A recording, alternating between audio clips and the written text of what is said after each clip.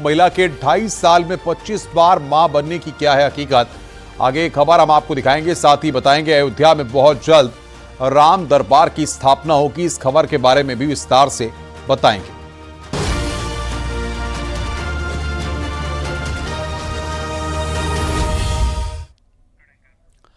बागपत के बड़ौत में हादसे का वीडियो सामने आया। तेज रफ्तार बस ने बाइक सवार युवक को जोरदार टक्कर मार दी, जिससे उसकी मौके पर की मौत हो गई। वहीं गोंडा में हाईवे पर एक स्कॉर्पियो पलट गई।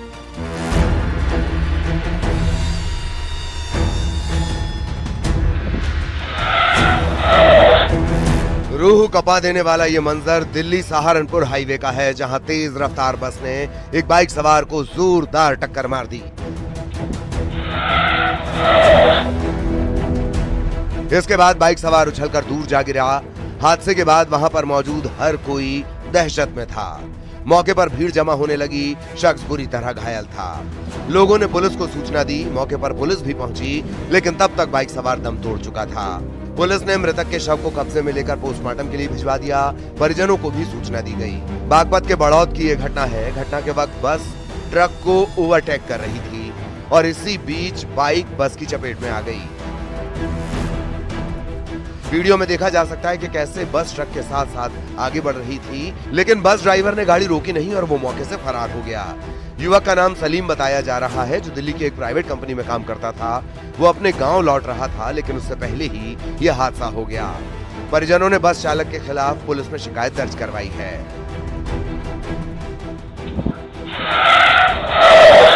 वहीं गोंडा से भी एक सड़क हादसा सीसीटीवी में रिकॉर्ड हुआ है।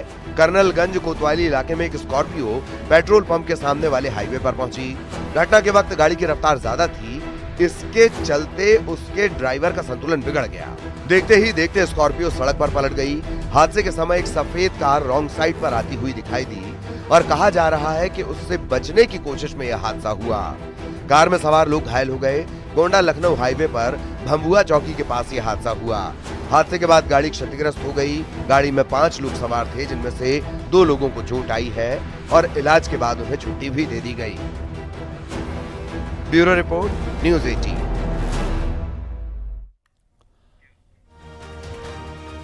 आगरा में राष्ट्रीय स्वास्थ्य मिशन के तहत जननी सुरक्षा योजना और महिला प्रोत्साहन राशि में फर्जीवाड़ा पाया गया। हैरानी तो तब हो गई जब एक महिला को 2.5 साल में 25 बार मां बनना दिखाया गया। मामले में जांच के आदेश दिए गए हैं।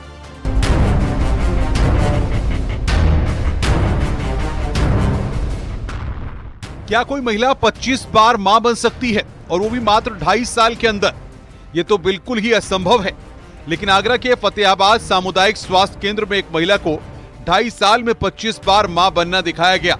इतना ही नहीं, कागजों पर हुए स्केल में 5 बार नसबंदी कराने की बात भी सामने आई। जब मामला खुला तो हड़कंप मच गया। ऑडिट टीम की जांच के बाद ये गड़बड़ी सामने आ गई। हैरत की बात यह है कि महिला के नाम पर 45,000 रुपए की प्रोत्साहन राशि भी निकाल ली गई। अब अधिकारी कार्रवाई की बात कर रहे हैं। तो ज्यादातर केसेस में ये देखा गया कि पिछले वर्ष की लायबिलिटी थी, वो इस वर्ष की लायबिलिटी में या सिंगल वर्ष में पेमेंट होने पे वो डबल दिखाई पड़ रहे हैं या 2-3 टाइम हो गए। हो सकता है एक परिवार में एक ही अकाउंट नंबर हो और 2 डिलीवरीज हो, उन्होंने 2 डिलीवरी में पेमेंट कर दिया। तो यहाँ तक तो बात क्लियर होती है, परंतु जैसे अभी आपका कहना है कि इससे अधिक अगर उसका पेमेंट हुआ है तो कहीं ना कहीं या तो कोई टेक्निकल एरर है अथवा ये जानबूझ के किया गया। यदि टेक्निकल एरर के कारण ऐसा हुआ है तो इसकी रिकवरी की जाएगी। जिले के 18 सामुदायिक स्वास्थ्य केंद्र, लेडी लॉयल महिला अस्पताल, एसएन मेडिकल कॉलेज में योजना के तहत किए गए 38.95 लाख का भुगतान संदिग्ध पाया गया है। दरअसल राष्ट्रीय स्वास्थ्य मिशन के तहत सरकार ग्रामीण इलाकों की गर्भवती महिलाओं को 1400 रुपए और शहरी इलाकों में 1000 रुपए देती है। फतेहाबाद के सामुदायिक स्वास्थ्य केंद्र में कर्मचारियों और डॉक्टरों की मिलीभगत का दावा किया गया है। न्यूज़ 18 के लिए आगरा से शिव कुमार की रिपोर्ट। फर्रुखाबाद में एक हैरान कर देने वाली घटना सामने आई है। यहां पति ने पत्नी की प्रेमी के साथ शादी करा दी।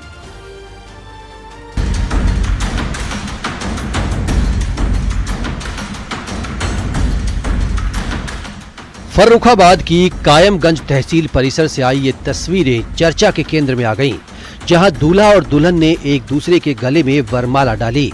लेकिन यहाँ पर जो दुल्हन बनी है वो पहले से ही शादीशुदा है और उसका पहला पति इसी शादी में मौजूद भी है।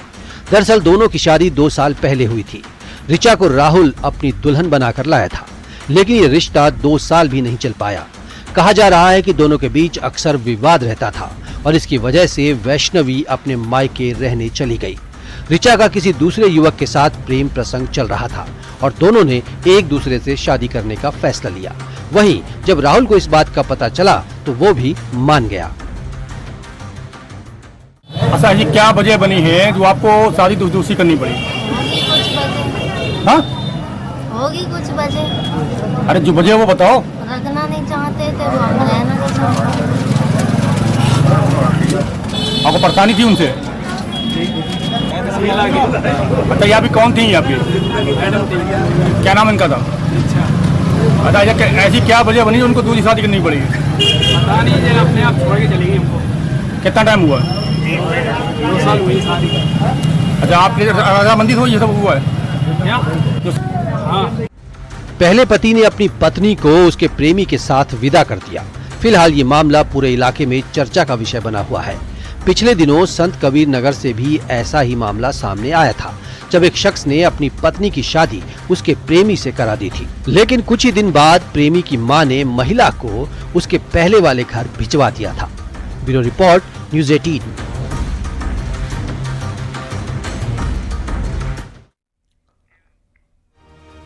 योगी सरकार ने महंगाई भत्ता बढ़ाया है। योगी सरकार का राज्य कर्मचारियों को तोहफा 53% से बढ़ाकर 55% किया महंगाई भत्ता। 1 जनवरी 2025 से लागू होगा बढ़ा हुआ भत्ता। यूपी के 16 लाख राज्य कर्मचारियों को इसका फायदा मिलेगा। मई महीने में महंगाई भत्ता और एरियर के भुगतान में करीब 300 करोड़ का खर्च आएगा। तो योगी सरकार का राज्य कर्मचारियों को तोहफा 53% से बढ़ाकर 55% महंगाई भत्ता किया गया है।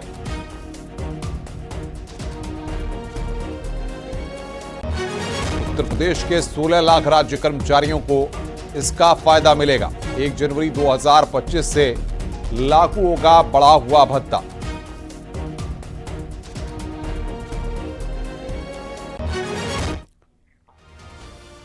उत्तर प्रदेश ने कारों की बिक्री के क्षेत्र में नया कीर्तिमान बना दिया है। वित्त वर्ष 2024-2025 में प्रदेश ने 4,43,000 कारों की बिक्री के साथ देश भर में दूसरा स्थान हासिल कर लिया है।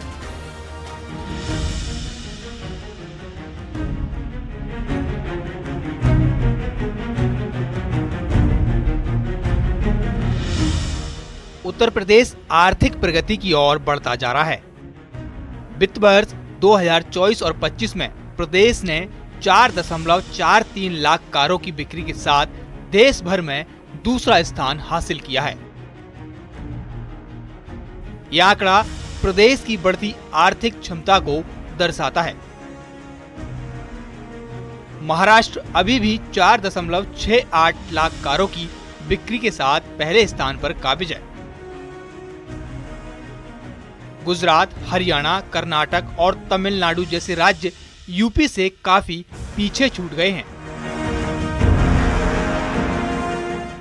ऑटोमोबाइल सेक्टर के विशेषज्ञ मानते हैं कि यूपी में प्रति व्यक्ति आय में बढ़ोतरी, बेहतर सड़क नेटवर्क, शहरीकरण और बढ़ती आर्थिक गतिविधियों के चलते कारों की मांग में जबरदस्त उछाल आया है। गौरतलब है कि प्रदेश की आय में बढ़ोतरी, बेहतर सड़कें और तेज़ी से बढ़ते शहरों के चलते लोगों में गाड़ियों की मांग तेज़ी से बढ़ी है। इन तेज़ी से बढ़ते आंकड़ों के साथ अब उत्तर प्रदेश देश का सबसे बड़ा ऑटोमोबाइल बाजार बनने की ओर बढ़ रहा है। उत्तर प्रदेश ई वाहनों की बिक्री में भी अग्रणी राज्य बनकर उभरा है। साल 2022 में जहां 1.62 लाख ई वाहन बिके थे, वहीं 2024 में ये आंकड़ा बढ़कर 3,02,000 तक पहुंच गया है। यानी सिर्फ 3 सालों में लगभग 100% की वृद्धि दर्ज की गई है। वहीं पेट्रोल वाहनों की बिक्री में भी करीब 9% और डीजल वाहनों में 5% की वृद्धि देखी गई है। यूपी में 2 पहिया वाहनों की बिक्री ने भी रफ्तार पकड़ी है। 2022 और 23 में जहां 22,04,200 2 पहिया वाहन बिके थे, वहीं 2024 और 25 में ये संख्या 26,81,000 तक पहुंच गई है, जिसमें करीब 15% का इजाफा हुआ है।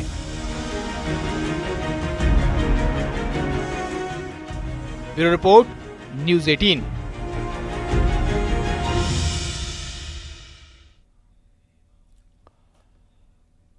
अयोध्या में हाल ही में रामनवमी पर उत्सव मनाया गया। अब आने वाले समय में श्रद्धालुओं को मंदिर में और ज्यादा भव्यता देखने को मिलेगी। अगले महीने राम दरबार की प्राण प्रतिष्ठा होगी। देखिए खास रिपोर्ट।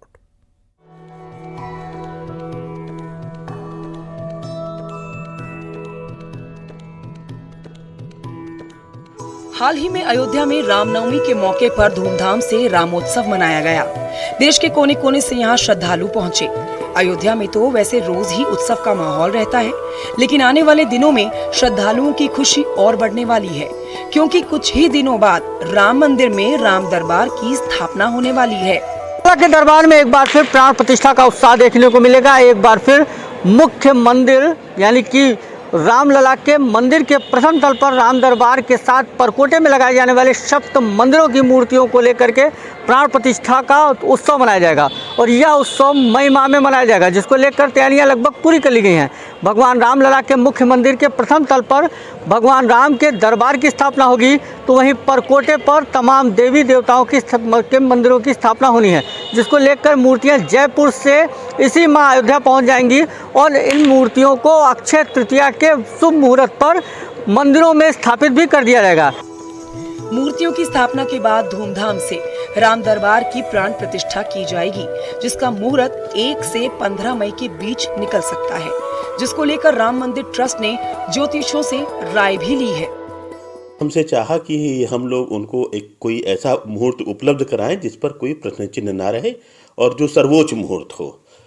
तो अक्षय तृतीया के को सर्वोच्च पाते हुए अक्षय तृतीया के दिन मूर्ति स्थापना और गंगा दशहरा तक जो प्राण प्रतिष्ठा का कार्यक्रम है उसके विषय में हम लोगों ने ज्योतिषीय परामर्श ट्रस्ट को उपलब्ध कराया है और सुनने में आ रहा है कि ट्रस्ट के स्तर पर वो स्वीकार भी हो गया है।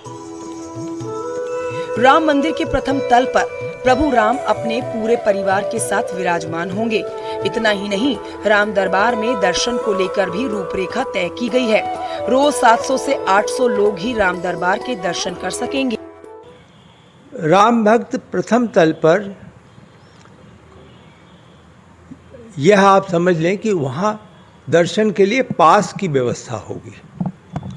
वहाँ यह नहीं होगा कि जो लगभग 1 लाख प्रतिदिन लोग आ रहे हैं श्रद्धालु, वह 1 लाख ऊपर पहुँचे।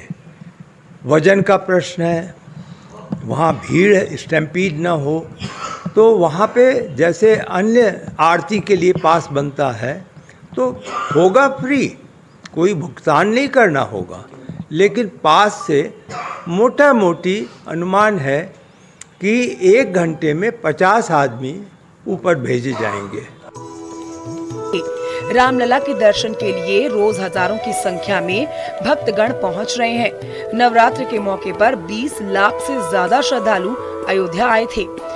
अब कुछ दिनों में राम दरबार की स्थापना से मंदिर की भव्यता और ज्यादा बढ़ जाएगी। अयोध्या से न्यूज़ 18 के लिए निमिष गोस्वामी की रिपोर्ट।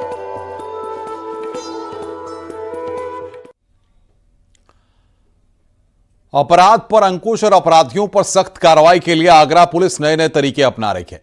अब पुलिस ने एक नई पहल की शुरुआत की है। ऑपरेशन ग्राम संवाद की शुरुआत की गई है, जिसमें पुलिसकर्मी गांव-गांव जाकर संवाद करेंगे, जिससे अपराध पर नकेल कसी जाएगी।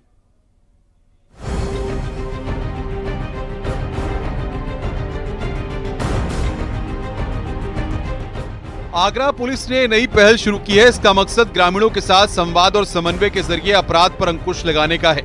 पुलिस गांव-गांव जाकर ग्रामीणों से बात करेगी। अपराध में लिप्त लोगों पर लगाम लगाने के अलावा सरकार की नीति ग्रामीणों की परेशानी को भी सुलझाने का काम किया जाएगा। आगरा की इस जोन में ऑपरेशन ग्राम संवाद की शुरुआत भी कर दी गई है, जिसमें ग्रामीणों के साथ चौपाल लगती है। एसीपी, इंस्पेक्टर, दरोगा और दूसरे पुलिसकर्मी संवाद करते हैं। इसी दृष्टिगत हमने अपने थानों पे अभिलेखों को भी देखा, तो उन अभिलेखों में भी बहुत सारी कमियां हैं। जैसे एक बेसिक अभिलेख हमारा रजिस्टर नंबर 8 होता है और एक क्राइम रजिस्टर होता है, register number 4। Register number 8 basically गांव का ग्राम रजिस्टर है और उसमें भी जब हमने एंट्रीज देखी तो एंट्रीज बड़ी पुरानी हैं और वो अपडेटेड नहीं है, तो उनको ये एक अपडेट करने का भी हमारे पास एक अच्छा मौका है, एक ग्राम वालों से संवाद करने का एक अच्छा मौका है और जाके ग्रास रूट्स में एक बार फिर से जुड़ने का ये एक अवसर है। दरअसल आगरा जिले को 3 जोन में बांटा गया है। इसमें ईस्ट, वेस्ट और सिटी जोन शामिल हैं। डीसीपी के आदेश पर इस जोन के 15 थानों की ड्यूटी इस ऑपरेशन ग्राम संवाद में लगाई गई है। क्या विवाद गांव में है, कौन लोग कन्विक्ट हैं, कौन लोग यहाँ पे रहते हैं, कौन लोग विवाद क्रिएट कर सकते हैं या क्या विवाद गांव में है, तो पुलिस को बेसिकली एक फर्स्ट हैंड इसमें एक्सपीरियंस मिलेगा और बेसिकली उनके पास एक अच्छा डेटा कलेक्शन करने का यह टूल होगा।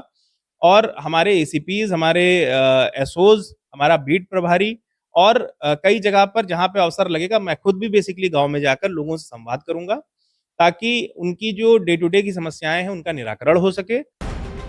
पुलिस और ग्रामीणों के बीच भरोसा बढ़े, इसके लिए भी ये पहल की गई है। दूसरे जोन में भी जल्दी इसकी शुरुआत की जाएगी। आगरा से न्यूज़ 18 के लिए कामिर कुरैशी की रिपोर्ट।